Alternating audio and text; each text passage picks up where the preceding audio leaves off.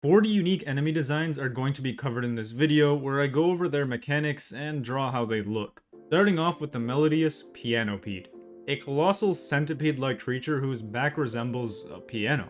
This musical menace requires the strategic use of Pikmin in order to defeat. To damage this creature, all you have to do is throw Pikmin on its back, and when they do so, they will be hitting the keys on its back where a corresponding note will play. The Pianopede has a few attacks up its sleeve though. The first being a quick forward charge where it will snatch up any Pikmin in its path. The second is a more unique gimmick, and it is the curl and consume attack, where the Pianopede will curl up, snatching and eating any Pikmin currently on its back. While it's doing so, its head will be running across its keyboard back, creating a little bit of a melody like when somebody runs their finger across a piano. When this fellow is about to do either of its attacks, it will play a distinct melody signaling which one is about to happen. I also wanted to mention that this first enemy also had a drawing submission with it, which leads me to say that whenever somebody has a drawing submission, I will show those on screen, and you can also see the name of the person in the bottom left corner. Anyways, on to the second enemy, and it's another large one. We have the Monarch Mimic Mawdad. Unlike its armored counterpart, it doesn't have any armor, but instead remains underground, pretending to be an unplucked Pikmin. These fakes are always orange, so it's pretty easy to tell they're fake, unless orange Pikmin get added in the future, of course. To get this boss out of the ground, you can simply brush up against one of the fakes, starting the battle, or pluck one of them, but you'll get chomped. This creature has glowing portions, signaling which area will take the most damage. Use the current weak spot in order to defeat this boss quickly. Up next we have two submissions, one with a drawing and one with just a regular text. Both of them gave essentially the same idea, so I merged them into one. The idea submitted was the Blazing Cannon Beetle, a beetle larger than its counterparts, with not one but 5 blowholes that need to be plugged up in order for the enemy's back to open. But before you can do this, you have to dodge its devastating attacks. The first being the slow but large fireball, and the second being the quick flamethrower attack. The flamethrower moves in a similar way to the Titan Dweevils back in Pikmin 2. From fire to water, we have the Watery Bulblax, and this is our first Bulborb of the video. Only it eats Pikmin a little bit different than all the other Bulborbs do. When a Pikmin gets chomped by this fellow, they enter a water pocket in the Bulborb's back, and here they slowly get digested or drowned. Since the Bulborb is pretty large, comparable in size to the Jumbo Bulborb, it has a pretty large health pool and takes time to defeat. So getting those extra seconds before the Pikmin bites the dust can be pretty helpful. Of course, this enemy is normally battled near water, given its name. But what about another elemental Bulborb where it's made out of gold? Nothing too crazy about this one, it's just a large Bulborb with an even larger health pool and 4 eyes. I forgot to add 4 eyes until I wrote this script, so it's not in the time-lapse. Continuing on, we have our first long legs of the video, the Descending Long Legs. For this one, I tried doing more of a dynamic angle. Anyways, this stomping boy's cables descend from, I don't know, somewhere. All you have to do is break the cables in order to defeat the boss. That's easier said than done though, since this enemy has a unique ascend and descend attack, where it will get pulled up and then shoot back down, stomping all 4 of its feet at the exact same time, crushing anything underneath, and sending out a shockwave that stuns anything caught in it. And before we move on with the video, if you are enjoying the designs, make sure you subscribe, because I am planning on doing a few more of these videos, so if you want to see more of them, you can always check those out. Moving on, we now have a more passive enemy, the Flittering Dandlefly, which is just a young Nectarous Dandlefly. This little puffball is still in its growing stages and possesses 0 threat to you or your Pikmin. He's just a fluffy little guy. However, the next fluffy, or rather feathered enemy is not so friendly. The Burning Snagret. This is exactly what it sounds like, a Snagret that can set itself on fire, similar to the Fiery Bulblax. Your best bet to deal with this enemy is red Pikmin, glow Pikmin, or I guess even purple, since those were an effective strategy back in Pikmin 2. Now we have the lesser spotted Toxic Float, which is just a Jellyfloat, but opposed to trying to suck up and digest your Pikmin, it will instead release poison that will kill any non-white Pikmin underneath it. This enemy is pretty slow, just like all other Jellyfloats, so with a bit of patience and timing, you can take it down easily. This next enemy is also toxic, but more in the personality sense, because we have the Puffmin Onion. Some Pikmin masochists wanted one of these so they could get a steady supply of Puffmin. Not too sure why they would want that, but anyways. You're probably wondering why this is a boss since it's just an onion. Like I said, Puffmin aren't friendly. So when you first encounter this onion, it's also not friendly. It will go around chasing your squad and absorbing your Pikmin. After a while, the onion will plant itself in the ground and shoot out all the Pikmin it just absorbed as Puffmin. Regardless of it absorbed any or not, it will always shoot out a Puffmin or two. But if it happens to get 20 of your Pikmin, well then you're looking at 22 Puffmin coming out. Puffmin are of course aggressive, so when this happens they will attack you and any nearby Pikmin. They're likely going to die since Puffmin would normally die when attacking your squads back in the first game. To defeat this onion, all you have to do is attack it. You can attack it pretty much at any time, but your best bet is to attack it when it's planted in the ground. Once you've done this, you unlock the Puffmin onion. The implications of doing so is a topic for another video since Puffmin would need a complete rework in order to be usable in the game. Our following enemy is more mechanical rather than organic, and that is the Lab on Legs. Another member of the spider family, this enemy is a walking chemistry project, with big panels showing its active element. Its main method of attacking is dropping these chemicals out of the main nozzles on its body. If you don't have the corresponding Pikmin type, make sure to steer clear. The other attack it has is a more ranged attack, and that's where it uses one of the nozzles on its feet and shoots a large chemical spill over a cone-shaped area with that hazardous material. And of course, like any other long legs, you want to avoid its hazards and throw your Pikmin at the main body until you finally defeat it. Back to another nature enemy, but still with 4 legs, we have the potted Strooling, a mutated plant that can be found in garden locations or even somewhere like Hero's Hideaway. This boss starts off stationary, and you have to throw a Pikmin at its leaves, or rather eyes. It will eventually become enraged, breaking its 4 legs out of the bottom of the pot. Now this boss has become a moving target, where its leaves are too far out of reach for any Pikmin type. So instead of damaging the leaves, you now have to break all 4 of its legs. Once this is done, you can damage the leaves again. Keep damaging the leaves until more legs break out, and when that happens, repeat the process. A few more drawing submissions, we have the Clawed Bulbear, and this enemy wanders around like all Bulbears do, but it has the added danger of claws, being able to slash any Pikmin that it shakes off, adding an extra level of danger to this fight. Then we have our aquatic enemy, and that's the Deceiving Blinnow. This fish has one unique trick up its sleeve, and that's that it has a fake face on its back, which startles any Pikmin and causes them to swim on the front side of the Blinnow, right where the mouth is. Nothing to be super concerned about though, since this enemy's health pool isn't super big, and a well-placed Pikmin charge can easily dispatch of it. Our following enemy also uses deception, and there were a lot of people that submitted something like this, but I completely disregarded the design since they kinda just wanted something that looked like a captain or a Pikmin.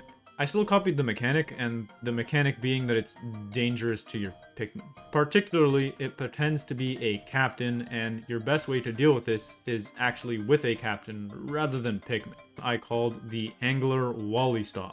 This is a frog-like creature that leading any Pikmin near it. Once the Pikmin get close enough, it will emerge from the ground, chomping any of them that were too close. And it's called a Wollystop instead of a Wollihop, because once it emerges from the ground, this enemy is actually unable to hop and has very little mobility. And to get it out of the ground without risking your Pikmin, you simply blow at it with your whistle or run towards it with your captain and dodge it. The next enemy submission also had a drawing, and it's called the Gravity Wraith. This enemy is large. Like, really large. It's the size of Earth. Every other Pikmin enemy is canonically tiny when you compare it to real life stuff. This boss is also unkillable. You can't even fight it. I wouldn't even really know how you would start to fight it. Its main purpose is lore, so it is the cause of all the crashes on PNF 404. And when I said I couldn't think of any way to fight it, I was just being dramatic. It has a core somewhere at the end of a cave, and that core is protected by a bunch of different wraiths. Could be ones that we've already seen in the series, but it could also be other unique ones to go along with this Wraith type theme, and once the Gravity Wraith is defeated, the ships on PNF 404 stop crashing. The Vinetongue Roseborb is an enemy that starts off looking like a sleeping whip-tongue Bulborb, but as you approach it, its body becomes wrapped in vines and its eyes open up, revealing roses. This enemy uses its vines and the host's tongue in order to try and catch and eat Pikmin. Defeating the Bulborb will leave its core of vines exposed, but it can still attack with vines, of course. Or you can simply just go straight for the core and not even worry about the whip tongue. This is of course quicker, but more risky. Another plant type enemy, or at least one shaped like a plant, a mushroom in particular, we have the Electrostool, which is just a puff stool that has electricity as its hazard. Just like the Toxtool though, it has the added mechanic where it will power on or resurrect any electric enemies that have fallen around it. I also ended up drawing the Gloomstool, since someone submitted that in the comments but they ended up deleting it. Because of this, I didn't want to actually make its own drawing, so I just recolored the Electrostool, opposed to making an entirely new one like I do for all the Bulborb and Blowhog variants. This ended up saving me a lot of time. On the topic of Blowhogs though, we got a drawing submission for a toxic Blowhog. Nothing too crazy here, it's just a poisonous Blowhog, and your best bet to fight it is white Pikmin. The second Blowhog submission is a bit different though, and that is the Blowlet Digger. It is a small Blowhog, like the ones from Hey Pikmin. This enemy uses its sharp claws to dig or claw at Pikmin. It also has 6 legs opposed to 4, making it significantly faster than a regular Blowhog. And for its firing attack, it actually fires out small rocks. The Canopy Beetle is our next enemy. And this enemy attacks Pikmin by lunging at them from a great distance and then gobbling them up. This is generally a surprise attack, so you have to be cautious when you're in an area with these. Its only weak spot is its head. And if you're trying to attack the head, the beetle sticks up its neck as high as it can, leaving it out of reach for most Pikmin types. To combat this, assuming you don't have yellows or wing Pikmin, you can knock it off balance with Ochi or Rock Pikmin, and then the beetle will fall over, leaving its head exposed and ready to be attacked. Cardboard Longlegs is another tall enemy, and this is the first and only submission I received where somebody actually physically made the enemy. The Cardboard Longlegs is a little bit different than other leg-named enemies, since it only has 2 legs, and it hops around attempting to crush Pikmin rather than stomping. It is smaller than all the other leg-themed enemies though, so it's not too hard to hit and take down. Now we have the Glowbat, and this is another original enemy with a drawing submission. The proportions I drew for this were a little bit too realistic, so if I had to go back and redo it, I would make it more stubby and cute. This enemy is a random occurrence at nighttime, and it will quickly fly towards your Lumina, attempting to drain all of the glow sap. Of course, you can use your overpowered glow mob to attack it before it even gets the chance. From a flying enemy to a non-flying enemy, this enemy design was submitted by 2 people, one with a drawing and one with just the concept, so I ended up merging the 2. Here we have the Hermit Terracrab, and this is an enemy with a large amount of dirt or other materials on its back, such as sand. It really just depends on its current environment. It hides in the ground looking like a sand castle, or dirt castle, I guess, and when you approach it, it pops out of the ground and tries to eat your Pikmin. As always, the age-old throw Pikmin at it until it's dead is a sound and good strategy. Our following plant type enemy I didn't end up drawing on my own, but instead I'm going to include the original drawing as the only drawing since I really liked it. And this is the Bushy Mireclops, the final boss of Pikmin 6, so expect to see this guy in like 2060. Living in a gloomy forest, the fight takes place in low visibility. And as the boss goes around, the only indication of where its feet are going to land is the little lights that it has which shine on the ground. Be careful of the glowing lights because you might get crushed. Also be careful not to be directly under it, since it will use its arms to pick up anything underneath and throw it, likely killing any Pikmin or damaging you or Ochi. Like a regular Mireclops though, you take it down the same way, where you damage the feet in order to bring down the main body. Now we have a much smaller enemy, and that is the Electric Blowhog, marking the final elemental Blowhog. There isn't much to say about this, it's just a Blowhog that shoots electricities. And now we have the Mosskeeter, and this guy, I know how much people love mosquitoes. This thing is like a skeeter skate, but it flies, makes that lovely mosquito buzzing sound that clearly everybody enjoys, and it attempts to stab your Pikmin. Of course, you just dodge this attack and then destroy it. Then go outside and kill the first blood-sucking mosquitoes you see to teach them a lesson. Up next, we have a enemy that people will probably enjoy a little bit more than mosquitoes, and that is the Waxbug. This little dude doesn't eat Pikmin, but instead stuffs them in its mouth and spits them out elsewhere, covering them in wax, which solidifies after a little bit. Its weak back is covered by a wax shell that can be broken with purple or rock Pikmin. Any Pikmin can attack it once its shell is broken. Now we have two drawings from the same person. The first is the Strawbarian, and my reference when doing this was the Snootwhacker.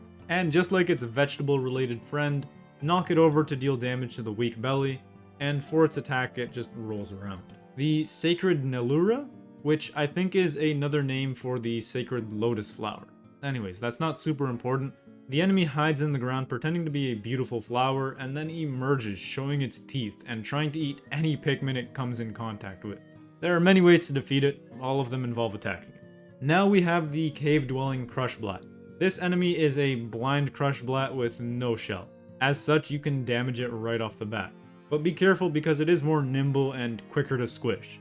However, it's blind, so it's not going to attack you unless you attack it first or you happen to bump into it. For our final drawing submission, we have another one that I didn't end up drawing, but I ended up using their own drawings in the video since I really liked how they turned out.